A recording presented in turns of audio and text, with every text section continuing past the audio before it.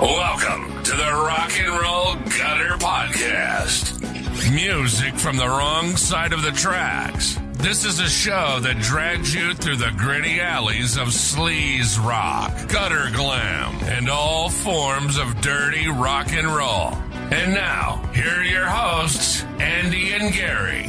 Hey everybody, wherever you may be, welcome back to another episode of the Rock and Roll Gutter Podcast. We are glad that you are with us. My name is Gary. Along with me is the co-host and creator of the podcast, Andy. Hey everybody. Hey Andy, who do you think that we should devote some hard-fought time to this week? This week, let's talk about the band Rhino Bucket. Rhino Bucket. If you were lurking in the grimy clubs of late 1980s Los Angeles, you were dodging hairspray and questionable fashion choices, and you might have actually stumbled upon a band that sounded less like a Sunset Strip fashion show and more like a whiskey-fueled brawl in a dimly lit bar. That band, my friends, was Rhino Bucket. They weren't pretty, they weren't polished, and they sure as hell weren't going to apologize to you about it. Formed in February of 1988 in Van Nuys, California, Rhino Bucket was a deliberate kick in the teeth to the glam scene that was taking over everything. While others were teasing their hair up to the heavens, these guys were busy cranking their amps to 11 and channeling their raw, no-frills spirit of Bon Scott-era AC/DC. You know, this band gets a lot of comparisons to Bon Scott-era AC/DC. I can see why.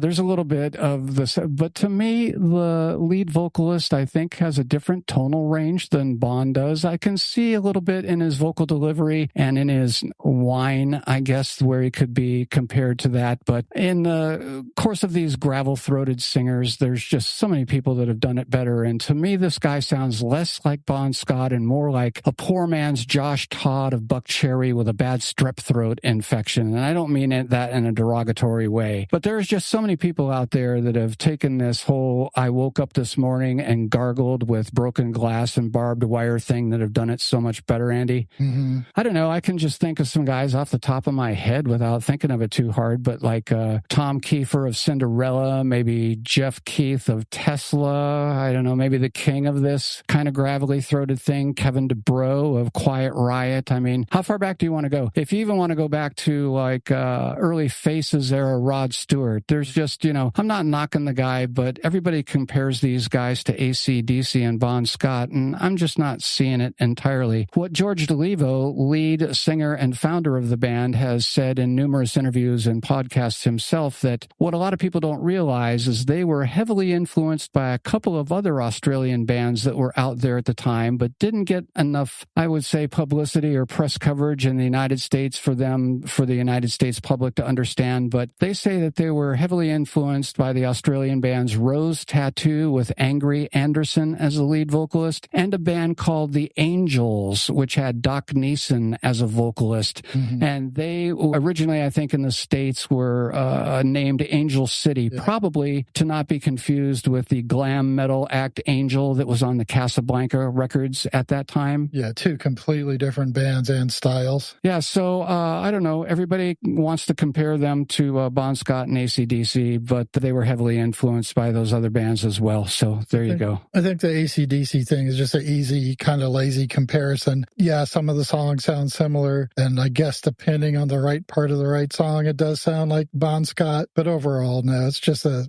easy to lump that together, I guess. Well, I don't know. I was a fan of the band Angel City and actually had the first couple of releases. They've got some great singles out there. I can't say that I knew of Rose Tattoo, but I'm not really familiar with any of their songs, nor do I own any of their recordings or anything. But Angel City had some good songs. They got kind of lumped into that 80s, I wouldn't necessarily say new wavy kind of a thing, but you should, for people who don't know them, check them out. Angel City, or just called the Angels. You can find both of them on Spotify. Check them out if you'd like to. Yeah, definitely look them up. They're a great band. So Andy, are we going to play something from this band? Not. We're going to play something from Rhino Bucket, Andy. What are we going to play? Let's listen to a song off their debut album. This debut album came out in 1990, and let's listen to a bit of the song titled One Night Stand. According to George DeLevo, they've been playing this this as their opener for about 30 years now. And when asked if anybody wanted to change the lineup or change the songs, George would say, "Do we have a stronger opening song than One Night Stand?" And everybody would go, "Not really. So if it's not broken, it ain't broken." So they've been kicking off shows with this same song for 30 plus years. Here it is, One Night Stand.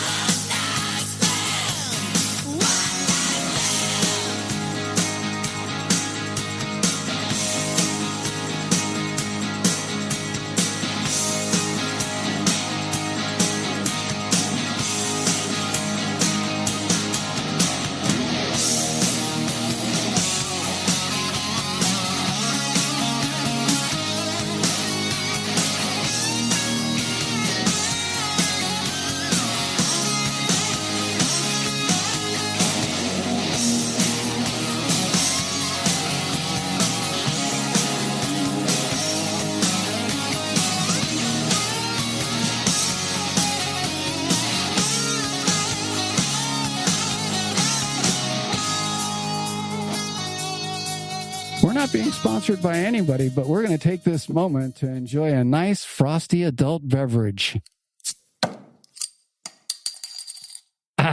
There you go, folks. That's good beer. Andy, tell me some things about this band. How about the lineup? Core members of Rhino Bucket's early lineup was created by George DeLevo on lead vocals and rhythm guitar. He's a Finnish-born frontman whose gruff, no-nonsense delivery is, according to some, a clear nod to the late, great Bon Scott. Here we go again. Yeah. He's the guy who's been at the helm of this band from the very beginning. He's a real, true rock and roll survivor. I guess he had an interesting backstory in the fact that he was born in Finland, but grew up in Van Nuys, and every year he would spend a portion of that year back in Finland. So he had the best of both worlds back there. But apparently, when he would go back to Finland, he would stay with his uncle. His uncle apparently was pretty famous in Finland and had a variety show on television that ran for over 20 years. And apparently, the uncle was very instrumental. He one time just threw a Beatles songbook at George and said, "Learn some songs." And George says, "Well,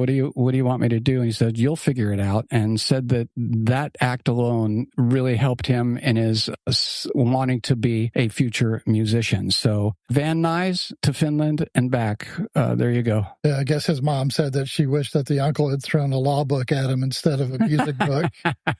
More money, probably. Right. Who else was in the band, Andy? Reeve Downs was the bass guitar player. He's the other constant that's been in the band for most of its history, laying down the low end and keeping things going. The original drummer was named Rick Kubak. He's the one that helped name the band initially. And he held down the beat in the band's formative years, but, back when they were playing the club circuit in L.A. But then he was replaced by Liam Jason on the drums. Liam took over for that debut Warner Brothers album. And Liam is also known as Jackie Inks because, why have one name when you can have two names? Absolutely. More on that later.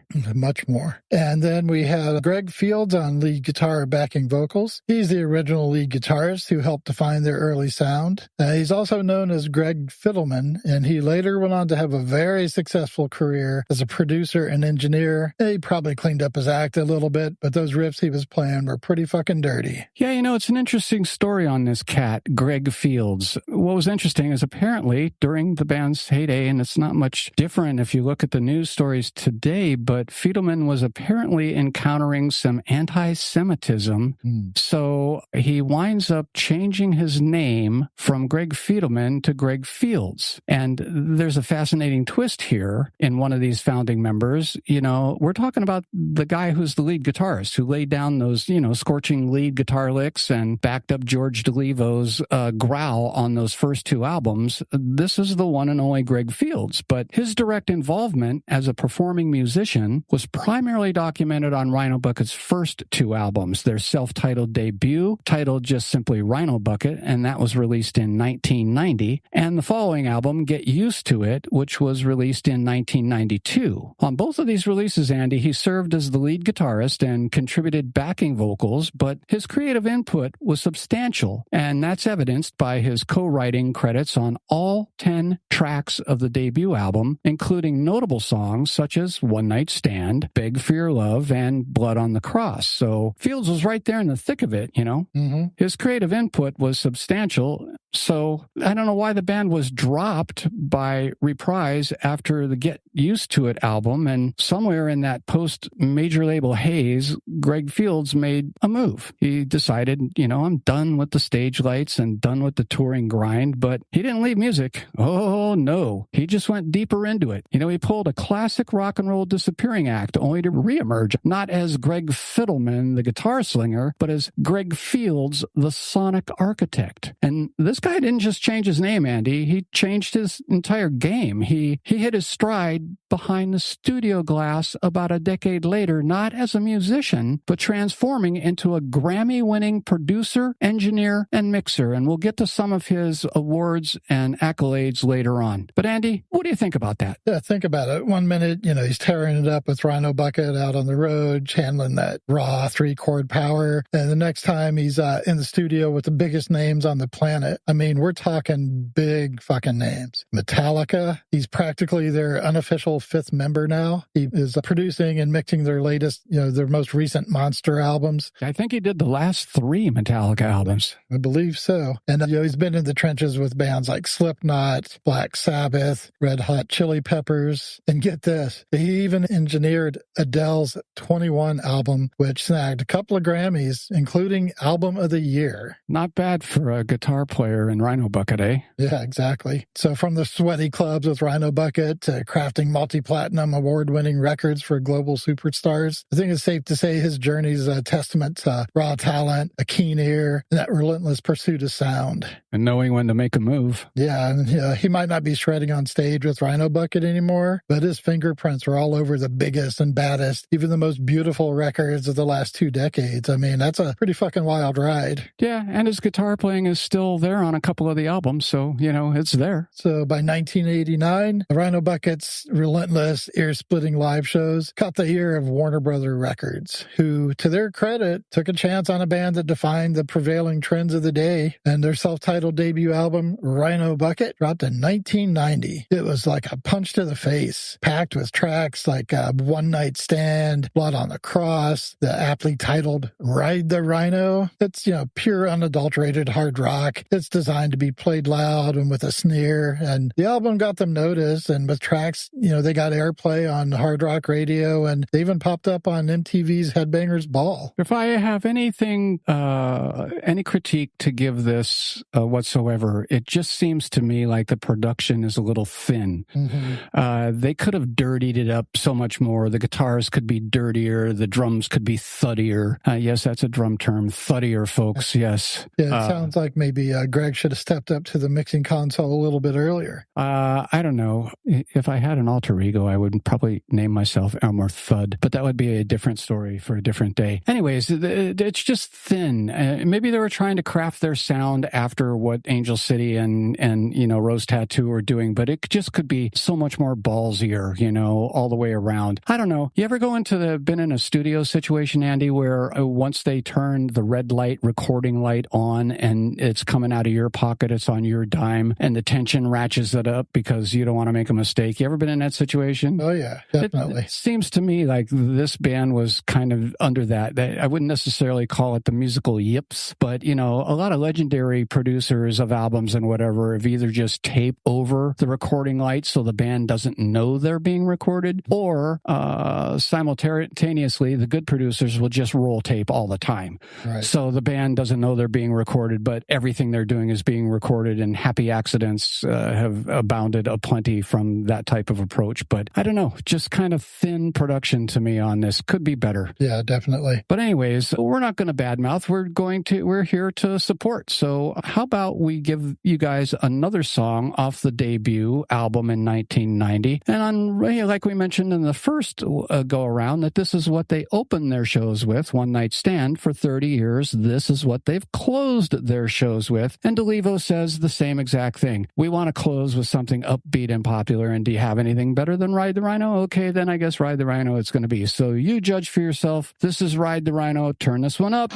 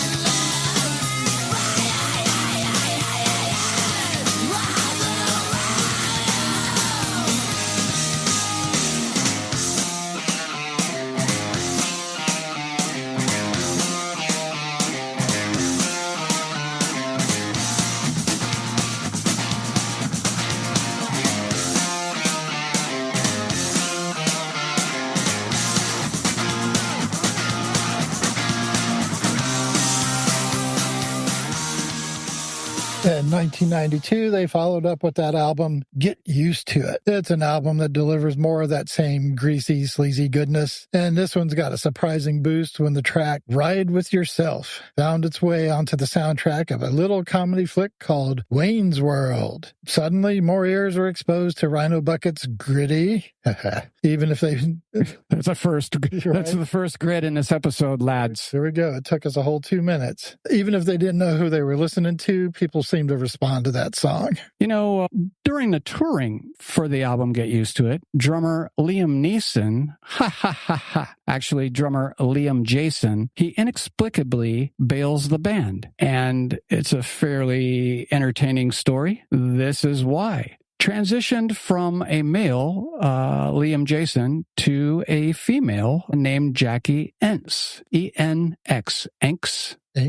Anyways, this is taken from her from an interview in May of 2015. Jackie says, I contributed to 4 Rhino Bucket albums. I even helped write and arrange one called Pain, and even though I didn't play on it, Simon Wright from AC/DC handled the drums for that one. It's tough to pick a favorite album among them. All 4 are different, each with great songs and good memories. I'm really proud of all the Bucket stuff we did, and we still keep in touch, so you never know what the future holds. But back in 1993, I had some personal business to take care of, which led to me leaving the band. Then, in 2006, things got interesting. I had started my transition, and honestly, I never expected to be with the Bucket again. There were no hard feelings. I just had my own path to follow and didn't see how it could all fit together. So Liam transitions from male to female and is now Jackie Enx. So about 6 years after I'd left the band, I got a call. They wanted me to come down and help arrange some new songs for a project, so I tied my hair back. I threw on a really baggy sweatshirt over a very tight sports bra and headed to the studio.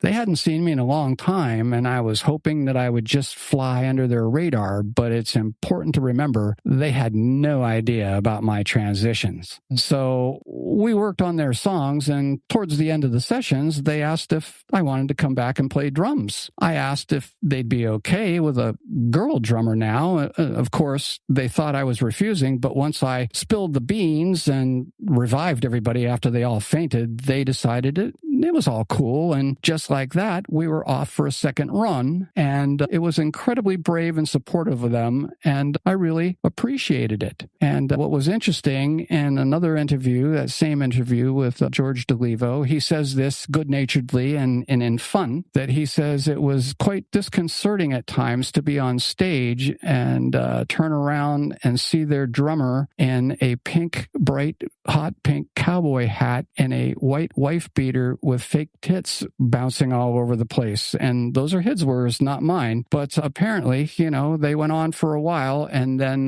they decided to part ways. But, it was an interesting run, and an interesting story. Yeah, that had to be hard to get used to because, you're friends with somebody, you haven't seen them in a while, and they come back and they're a completely different person. That's, I don't know, it's not easy to accept that, I guess, but... Well, you have to have an open mind, but just think about the reality of it all, the transition, not just her transitioning or whatever, but now the logistics of touring together and being in cramped quarters and do different standards and everything apply now. And I used to remember you when you were a male whore and would screw any girl in the audience that would look sideways at you. Are you the same person now, or are you different? How would you approach 90% of what you knew before and have to walk around on eggshells, or would it just be cool? It's like, you're still one of the guys because I know who you are. Yeah, that's got to be hard to get used to because, we went from 4 guys to 3, and then, I don't know, habits have to change. You can't, I don't know, maybe do you still change in front of each other? And well, I don't know. George also said that they were still trying to look like, whatever the look was for Rhino Bucket. The 3 of us up there were looking like Rhino Bucket, and then you turn around, you got a bright pink cowboy hat, and it's not, so anyways, but they kind of adapted and made a run of it. And it's kind of interesting that this person, Jackie, managed to play as both genders on different albums or whatever. But, so eventually she bows out of the picture. And once again, let me reiterate, I know I keep saying this a lot for this episode, peeps, but it's true. George also mentions that Jackie was the finest musician that he's ever had an opportunity to work with. And part of that being is that Jackie's father was an entertainer and had a big band back in the day. So Jackie was well versed in bands and performances and doing transitions of songs. And George credits her with being the most important and successful and knowledgeable, proficient musician that he's ever run across. So yeah, he had nothing but kind things to say. I mean, there was no like trash talking or anything at all. He just tons of praise and, really big floppy tits notwithstanding. Right. Yeah. But I mean, who doesn't like big floppy tits, Andy? Right. Floppy Tits. Is that a death metal band out of Norway? They're from Alabama. I love those guys. So anyways, Jackie makes her way out of the band, and the Rhino Bucket wasn't one to just wallow and sit around. So who do they go out and get? They snag a seriously heavy hitter, Simon Wright. Now, some of that, for some of you people, we would... If that name rings a bell, it should for people. Simon Wright had seriously previously pounded the skins for none other than AC/DC after Phil Rudd left, the real AC/DC, and also played with Dio. So talk about an upgrade in pedigree. So Wright's addition to Rhino Bucket brought them, some international recognition, I guess, and even tighter, more powerful rhythm sections. So he was there for a while and actually stuck around for their third album, 1994's Pain. Let's listen to a bit of the song Beat to Death Like a Dog. And this is from the 1992 album, Get Used to It.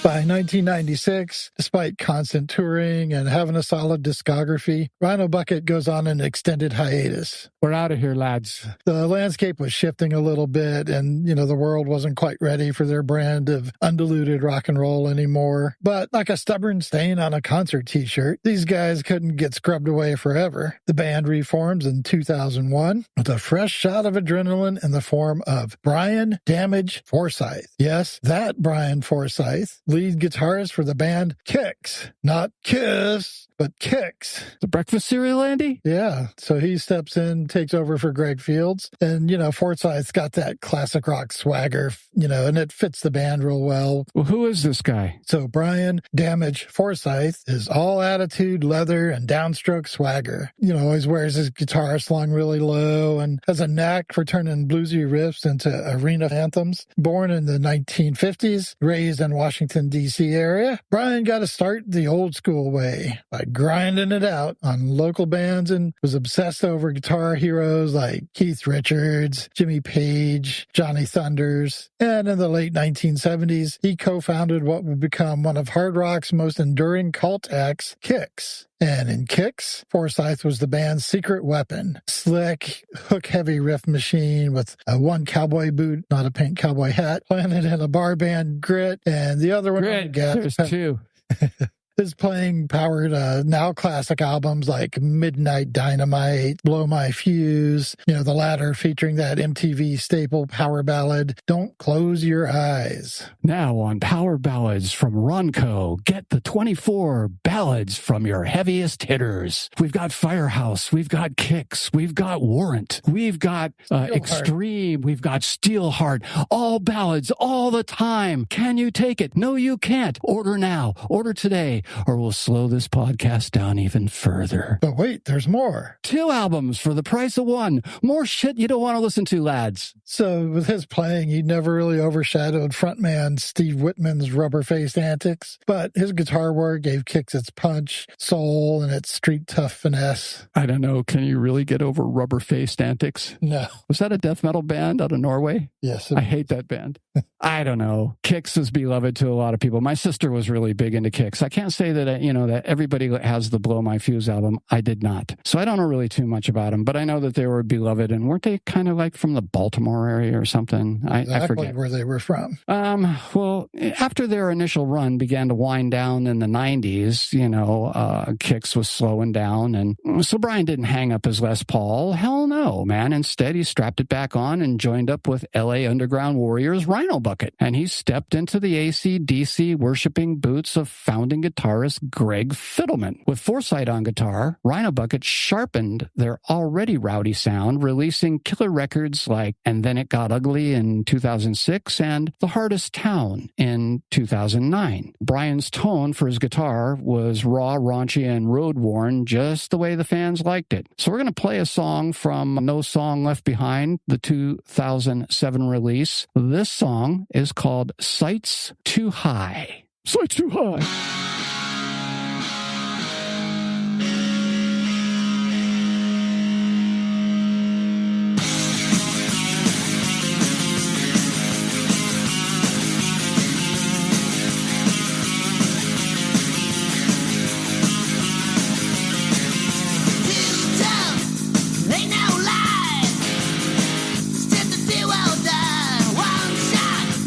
One more time, you better run if you take what's mine.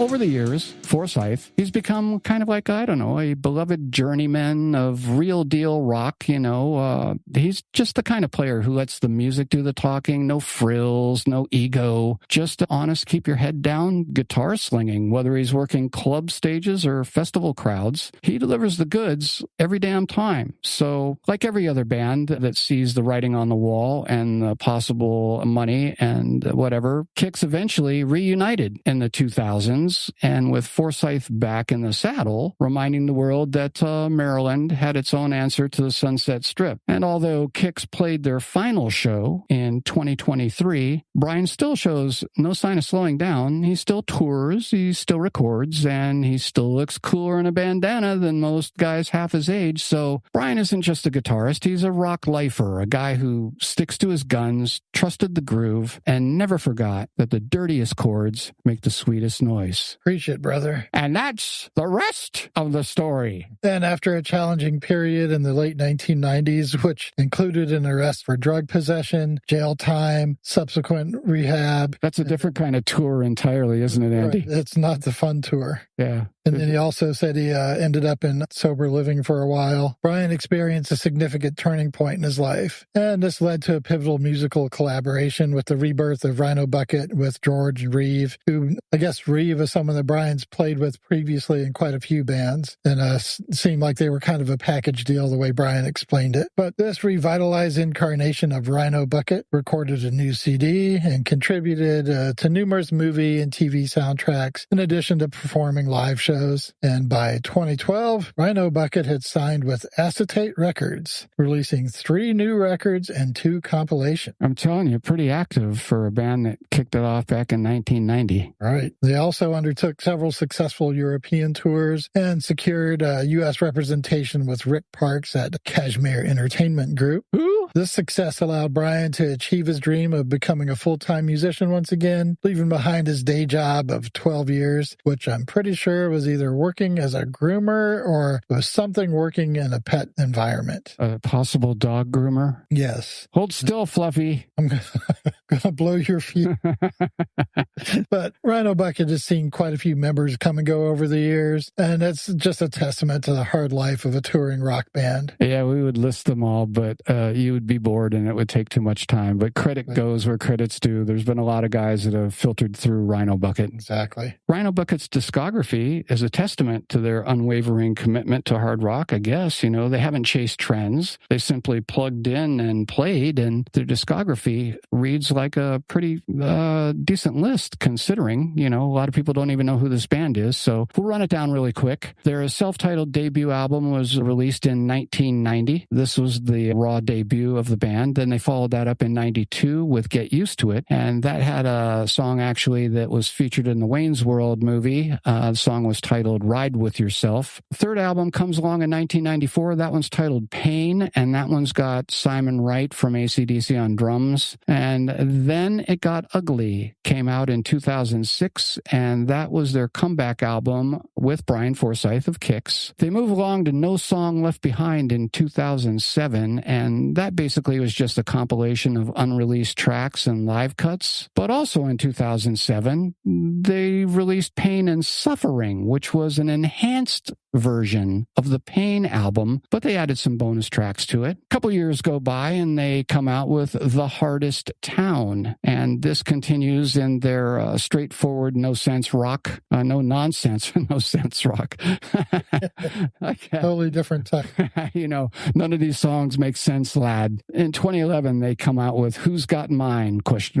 And this continues with the proof that they still had a lot of gas left in the tank. And 2012, let's release a live album, because why not? So we're going to capture all this live energy and called Sunrise on the Sunset Boulevard, live at the Coconut Teaser. Legendary club. I've actually played the Coconut Teaser when I was in a band here in Phoenix. We almost got the gold ring. We almost got signed, but an ASCAP showcase, they flew us from Phoenix to LA, and so I've actually played on that stage. And missed it by that much. Yeah, exactly. You know, I remember distinctly my bass drum pedal breaking right before the set started. So, you know, it was anxiety ridden. But yeah, I've been on the stage in that club. And then lastly, The Last Real Rock and Roll. That's the title of the album, The Last Real Rock and Roll. That was released in 2017. And again, it's a statement from a band that still believes we got it. So what we're going to do is we're going to play a song from that album, The Last Real Rock and Roll, that was released in 2017. This song is catchy. This song is called Hello Citizens. And this song probably best showcases their influences as opposed to if you were to listen to any of the band Angel City or the Angels, which I mentioned earlier, and then A-B it with this song, you'll know exactly what I'm talking about and where they got their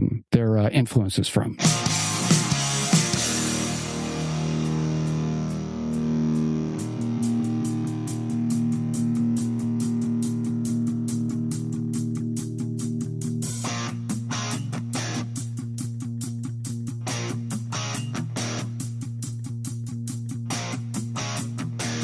Hello, citizens, gather around. I got something to say, so hear me now. I was just another kid on the street of life. I was just another reason to be left behind. I couldn't take it anymore, it never stopped. Looking up from the bottom to the top. There's nothing here, just an old radio, but the music blaring was saving my soul. Hello, citizens, gather around. It's a revolution. Join us now.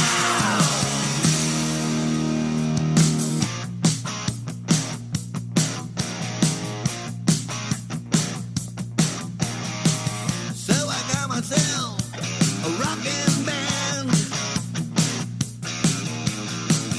Took to the road, living in a van. So many people, so many lies. Just the heart in this world survives. Every single night, every single day, every single time. This is what I say. Hello, citizens, gather around. It's a revolution. Join us now. Hello, citizens, hear me now. Start a revolution. We'll show you how.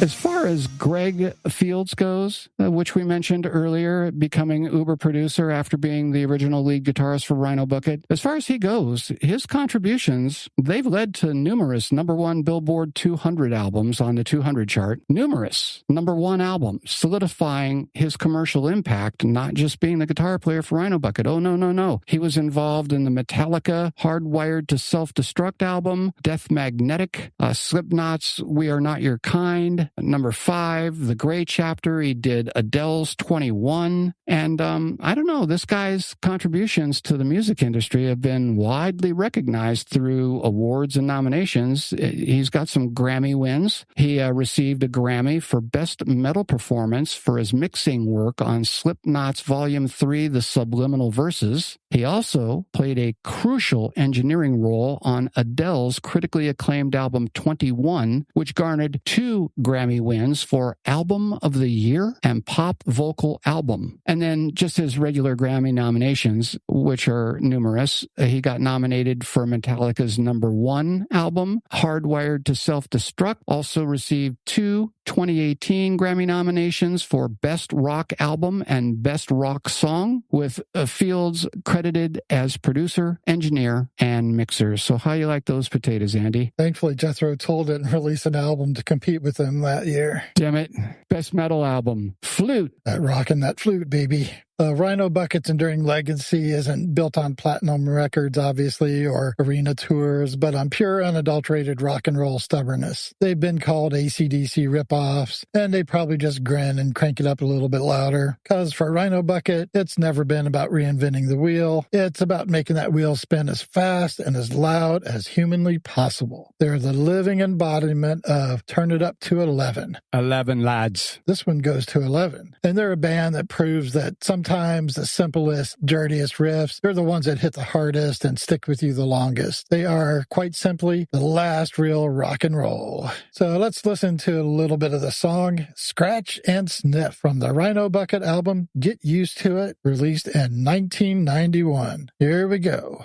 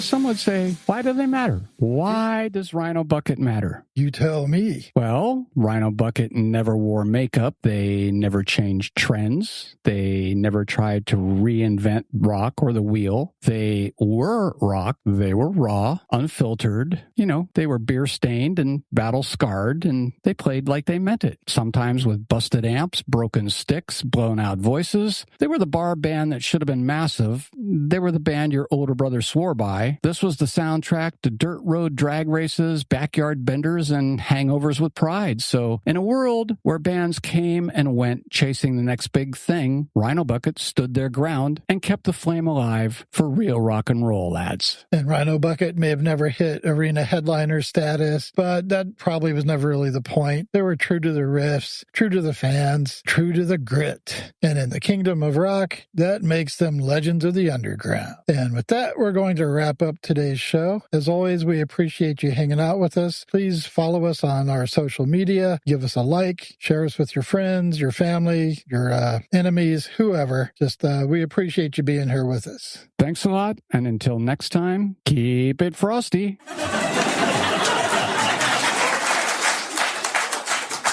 And to our fallen comrade, Mr. Mink, I think Pink Floyd said it best. Wish you were here. You're here in spirit, brother. Godspeed, Mink, wherever you may be.